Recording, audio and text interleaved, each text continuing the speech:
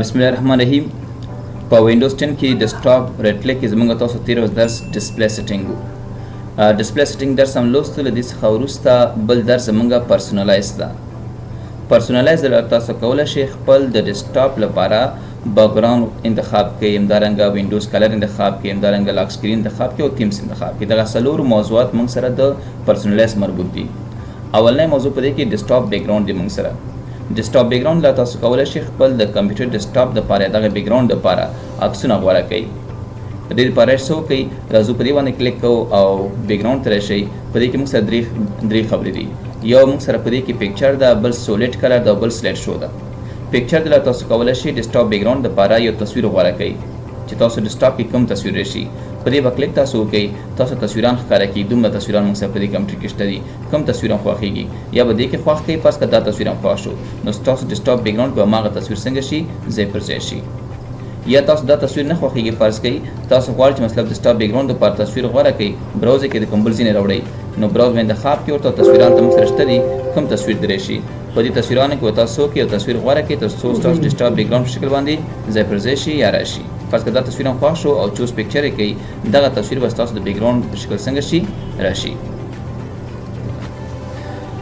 ښه، د ډیسکټاپ بیکګراوند د پکچر څخه وروسته بله موضوع موږ سره په دې کې سولید کلر دی. سولید کلر دلته تاسو کولی شئ ډیسکټاپ بیکګراوند دپاره رنګونه غوره کړئ. په پکچر کې تاسو تصویران غوره کوو او په سولید کلر کې تاسو چې انتخابولی شئ، رنګونه غوره کولی شئ. په دې به کلیک وکړئ او راشئ څه وکړئ، په بیکګراوند دپاره چې کوم رنګ ستاسو خوښېږي په دې رنګونو کې غوره کړئ. فرض تاسو وایئ چې زما بیکګراوند دپاره د یلو کلر راشي، نو اوس دې نه بعد پکچر نه وي بلکې بیکګراوند دپاره به یلو رنګ وي. د سولید کلر څخه وروسته بله موضوع موږ سره په دې کې سلایډ شو ده. سلایډ شو بیا تاسو کولی شئ ډیسکټاپ بیکګراوند دپاره تصویران راوړئ، خو د یو څخه زیات تصویران راوړئ. په پکچر کې موږ یو تصویر غوره کوو او په سلایډ شو کې تاسو کولی شئ د یو څخه ډېر تصویران راوړئ. په دې به تاسو کلیک وکړئ، نو تاسو مکمل د تصویران البوم به انتخاب کړئ. ورته فرض کړئ ما سره یو فولډر انتخاب شوی د ډیسکټاپ بیکګراوند په نوم باندې. خو همدې نه راوستل غواړئ که دا نه مطلب بروز کولی شئ نور کوم بل ځینې فولډر ته انتخاب کړئ. زه یم ډیسکټاپ سر باندې ما سره یو فولډر ده د والپیپر په نوم باندې. ډیسکټاپ سر باندې ما سره یو فولډر ده د والپیپر په نوم باندې. دا راته راوړه. دې کې چې کوم عکسونه دي ماته دا د والپیپر یا د عکس په شکل راوړه. دا به ورته انتخاب کړئ، نو ستاسو بیکګراوند کې به هغه والپیپر فولډر والا چې کوم دي دا ټول به راځي. خو دغه عکسونه ټول په یو وخت نه، دا ټول ډیسکټاپ په یو وخت کې ډکې درته. یو تصویر دا شو، فرض کړه موږ سره په رایټ کلیک کې یو بل کمان پیدا کېږي د نیکسټ بیکګراوند په نوم باندې. نیکسټ بیکګراوند چې واخله معنا بل بیکګراوند راته راکړه. نیکسټ بیکګراوند چې واخله تاسو مطلب څه کوئ، بل بیکګراوند به درکوي. مطلب هغه ډېر تصویران چې فولډر کې له دې لارې تاسو کولی شئ چې بدل یې کړئ. مشکل شته پکې؟ له دغې موضوع څخه وروسته په ډیسکټاپ سیټینګ کې موږ سره په ډیسکټاپ رایټ کلیک پرسونالایز کې موږ سره بله موضوع موږ سره په دې کې براوز هم خلاص شو، سلیډ شو هم خلاص شو. بل موږ ته چې کله تصویران موږ ډېر انتخاب کړو، موږ ته چینج پکچر ایوری. دا تصویران چې بدلېږي څومره وخت بعد بدل شي تصویران. اوسه پورې موږ تاسو نیکسټ بیکګراوند انتخابو، دا بیکګراوند بدلېده بل بیکګراوند به راته همداسې وکنه. تاسو وایئ چې ما ته نیکسټ بیکګراوند داسې کار دی ونه کړي چې ما تصویران دې بدل شي، فرض کړه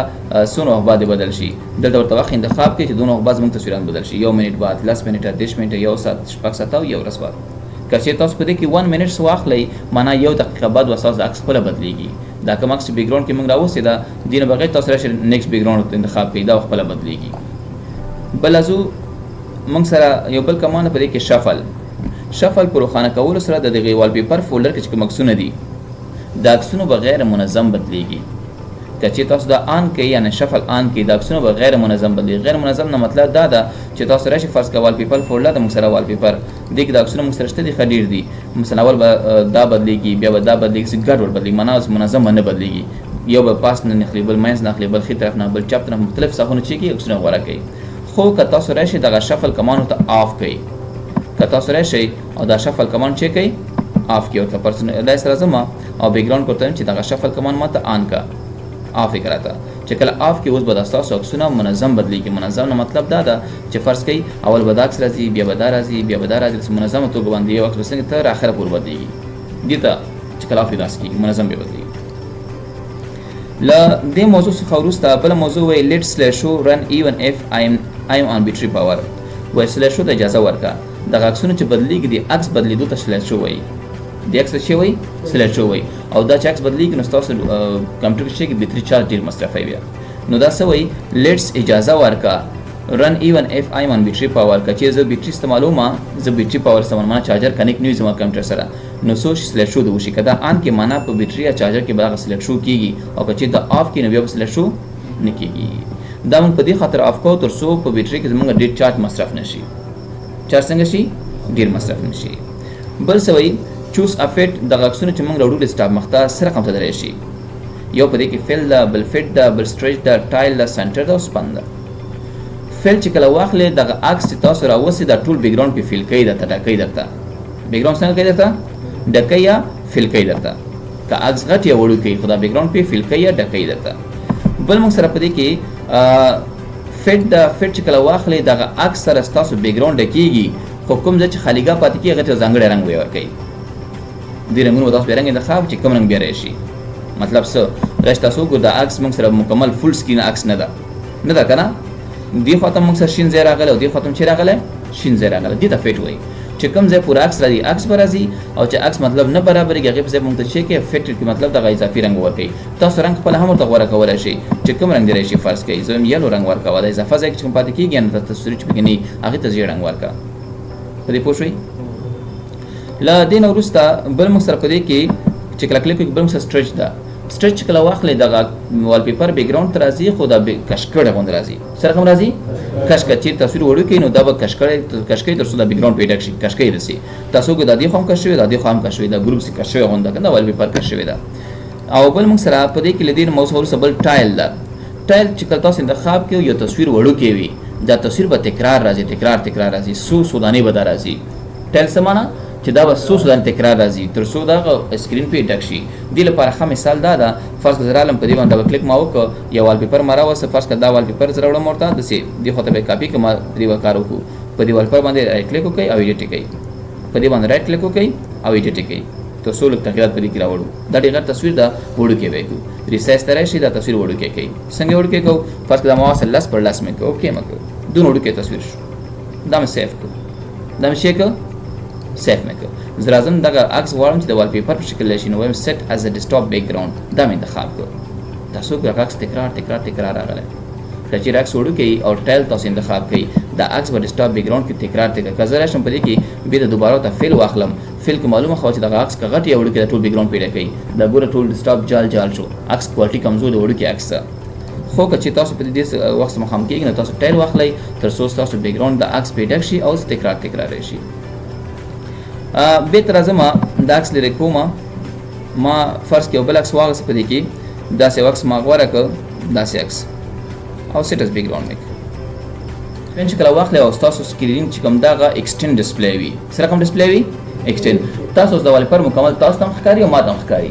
ستاسو سکرین کې هم دونه ښکاري زما په سکرین کې هم دونه ښکاري خو که تاسو راشئ د خپل سکرین واخلئ ډسپلی واخلئ دا چې کې ایکسټینډ یې کړئ دا خپل ډسپلی واخلئ چې کوي ایکسټینډ ډسپلی کوي موږ ایکسټینډ ویلو کنه چې یو سکرین کې ټول ډیټا ښکاري بل ټول ډیټا نه ښکاري که چیرې ستاسو سکرین ایکسټینډ وي چې وي ایکسټینډ ډسپلی وي نو تاسو دا کیپ چینج کوئ او ویې ګورئ ما ته ټول شیان ته ښکاري خو تاسو نه ښکاري که نه نو تاسو راشئ په دې کې یو موږ سره دلته ما ته ښکاري صحیح ده په دې کې زه راځم ورته وایم چې یو په دې کې فرض کې ما ورته واغسته فیل چې اخلي ستاسو ته هم هغه شی ټول ښکاري ما ته هم ښکاري مکمل پرده تاسو هم ښکاري ما ته هم ښکاري تاسو مکمل عکس ښکاري که نه ښکاري که نه او همدغه عکس مکمل ما ته په دې سکرین کې هم ښکاره کېږي تاسو هم دا عکس فل ښکاره کېږي او ما ته هم څنګه کېږي فل دا عکس ښکاره کېږي خو سپین کار چې ده سپین دا کار کې اوس وی ګورئ همدغه عکس ده خو که چې تاسو ته سپین واخلئ په د چوز فټ کو ته سپین واخلئ نو د دغه عکس نیمۍ برخه به زما په سکرین کې او نیمۍ برخه به ستاسو په سکرین کې وي پوه نه شوئ خیر صاحب محمد که چیرې تاسو سپین واخلئ دغه عکس تقریبا 1 2 3 4 دا کرښې زما په سکرین کې راغلي او باقي چې کوم ده 1 2 3 4 5 دانې ستاسو سکرین کې راغلي نیمۍ په هغې سکرین کې راوړي نیمۍ څه کوي په دې سکرین کې دا ده که چې تاسو 2 سکرینه وي ایکسټینډ ډسپلیګانې وي نو د تصویر نیمۍ په یو سکرین کې به ښکاري نیمۍ څه کېږي بل سکرین کې ښکاري دا موږ دې لپاره که ځینې کسان ګیمونه کوي یا ځینې کسان داسې وي چې 2 سکرین خوا په خوا ما سکرین خو بېل یو سکرین ځان ته مخامخ بل تاسو ته هم لګولې دا سکرین دواړه خوا په خوا دي دواړه څه کوي خوا به خوا دي نو څه کوي نیمۍ سکرین دا شو نیمۍ سکرین څه شو دا شو په دې پوه شئ نو نیمۍ والپر هغې کې داسې نه ښکاري چې مطلب دا بېل سکرین لکه تاسو بیخي یو سکرین لګول داسې بیا ښکاره کېږي پوه شئ نو دا موږ سره په دې کې د ایکسټینډ لپاره بهتر راځم دا د ډسپلی څخه وباسم او ورته وایم چې ما دا څه وکړه دا ایکسټینډ څخه د ډوپلیکیټ کراته ډوپلیکیټ ډسپلی کوي. اوس به تاسو ته هم فول ښکاره کېږي او ما ته به هم فول ښکاره کېږي. هلته به هم فول ښکاره کېږي او په دې کې هم فول ښکاري.